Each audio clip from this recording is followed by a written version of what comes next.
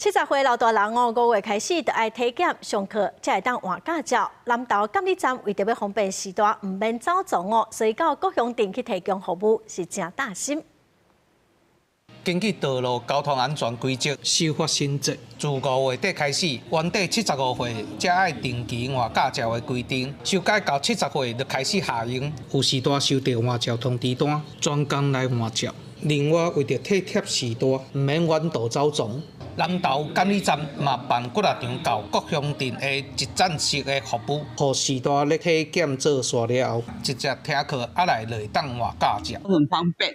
好，一站就不用到要跑医院检查，要跑什么？我觉得这样是很便民。做视力、听力的检查，然后再加上身体健康，确定没有重大疾病，那这个是70岁之后呢，驾照能够继续使用的一个关键。监理站的工作人员嘛无用咧处理批示，这拢是爱通知70岁以上的驾驶人来换驾照的通知单。新的制度70岁长辈就爱来换照。